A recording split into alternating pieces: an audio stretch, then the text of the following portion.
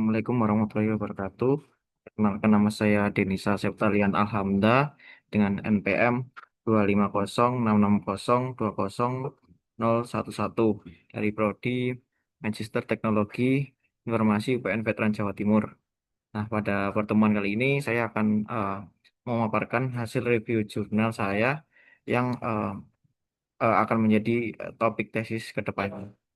Eh, Judul jurnal atau topik saya adalah klasifikasi tingkat kematangan buah sawit dengan YOLO V5. Ini jurnal saya ambil dari Sinta 5 yang merupakan penerapan dari teknologi deep learning untuk eh, computer vision.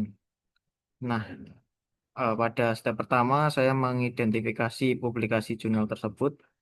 Eh, yang pertama judulnya ada klasifikasi tingkat kematangan buah sawit basis deep learning dengan arsitektur YOLO V5. Yang penulisnya adalah Rudi, Ahmad, Sandi, dan Dwi Cahyo yang diunggah pada Journal of Information System Research. Nah, s- s- selanjutnya adalah latar belakang dari penelitian di jurnal ini. Saya merangkumkan pada tiga aspek penting. Yang pertama adalah alasan kenapa penelitian ini mengangkat tema atau objek buah sawit, yaitu karena komoditas strategis, tantangan tradisional, dan solusi teknologi.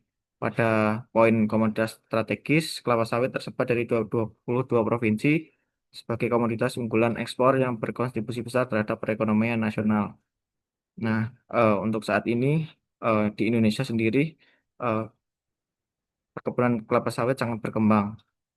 Untuk poin ketiga yaitu tantangan tradisional, metode konvensional selama ini yang digunakan di perkebunan eh, hanya mengandalkan visual warna yang dilihat oleh mandor dan jumlah buah yang jatuh atau berondolan yang sudah jatuh. Nah, ini berisiko kehilangan rendemen optimal atau yang namanya tidak optimal dalam pengambilan buahnya. Nah, solusi teknologi yang ditawarkan pada jurnal ini yaitu menggunakan computer vision dengan algoritma deep learning YOLO V5 untuk menawarkan klasifikasi otomatis yang objektif dan akurat.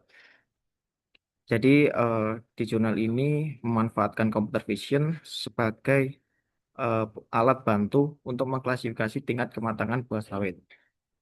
Nah, saya mendapatkan tujuan dan ruang lingkup yang ada pada jurnal ini. Yang pertama, di jurnal ini terdapat pengembangan sistem klasifikasi YOLO V5S dengan melatihnya dengan data sawit dari tingkat kematangannya secara real time. Nah, kategori kelas atau kategori klasifikasi yang ada di jurnal ini terdapat tiga kelas. Yang pertama ada matang, belum matang, dan busuk. Nah, selanjutnya adalah di jurnal ini juga mengimplementasikan secara real time untuk menguji efektivitas model dalam kondisi lapangan menggunakan kamera untuk deteksi langsung di perkebunan.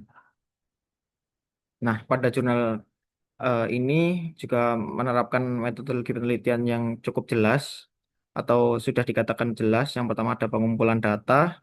Data yang digunakan adalah 1.500 foto buah sawit dari kebun musirawas dengan variasi kondisi pencahayaan dan sudut pengambilan gambar yang berbeda. Yang kedua ada proses preprocessing yang dilakukan dengan cropping dan resizing. Yang ketiga adalah labeling dengan menggunakan RoboFlow. Yang keempat ada pembagian data yang di mana pembagian data dilakukan dengan teknik tiga kali atau tiga metode. Yang pertama split untuk training, validation, dan testing. Selanjutnya ada step training model yang menggunakan model YOLO V5 dengan Google Colab dengan optimalisasi hyperparameter. Selanjutnya ada evaluasi dan testing yang digunakan sebagai matriks pengukuran kinerja model. Nah, hasil dari penelitian jurnal ini 92 mean average precision-nya dan menunjukkan tingkat akurasi performa model yang baik. Selanjutnya ada precision di mana model mampu mengidentifikasi objek dengan tingkat false positif yang minimal.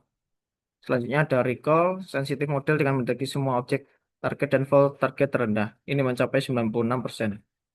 Nah, di jurnal ini juga membandingkan dengan penelitian sebelumnya, yaitu penelitian tentang penerapan YOLO V5 eh, yang digunakan pada objek gedung rusak, mangga, deteksi api, dan sawit. Nah, jurnal ini menempatkan penelitian pada posisi kedua. Selanjutnya ada keunggulan penelitian yang ada di jurnal ini yang saya eh, simpulkan. Yang pertama, jurnal ini menggunakan dataset lapangan nyata sehingga dapat merepresentasikan kondisi lapangan atau buah yang ada di lapangan secara eh, aktual. Yang ketiga adalah evaluasi komprehensif. Di jurnal ini juga menerapkan evaluasi untuk menguji kinerja model dan memberikan gambaran performa yang lebih akurat dan lebih reliable untuk ditunjukkan kepada publik. Selanjutnya adalah implementasi real time. Pada jurnal ini juga mengimplementasikan deteksi langsung menggunakan kamera, membuktikan bahwa model dapat diuji secara langsung menggunakan kamera. Nah, akurasinya juga mencapai 90% lebih pada semua kategori yang menunjukkan eh, model ini eh, dapat diterapkan pada eh, objek buah sawit. Nah, selanjutnya adalah keterbatasan dan tantangan yang menjadi riset berat, yaitu skala dari dataset 1.500 foto terbatas untuk generasi model yang robust, diperlukan ekspansi dataset untuk meningkatkan variabilitas dan mengurangi overfitting. Selanjutnya adalah variasi lingkungan. Dalam jurnal ini data yang digunakan tidak bervariasi, hanya latar belakang cahaya dan tidak memberikan parameter lain. Selanjutnya ada arsitekturnya yang hanya menggunakan ULV 5S tanpa membandingkan dengan model lain dengan objek yang sama. Ketiga, validasi lapangan. Nah, dalam jurnal ini belum diuji secara langsung eh, di lapangan dengan menerapkannya pada deploying model Android. Nah, kesimpulan yang bisa saya ambil dari jurnal ini yang pertama,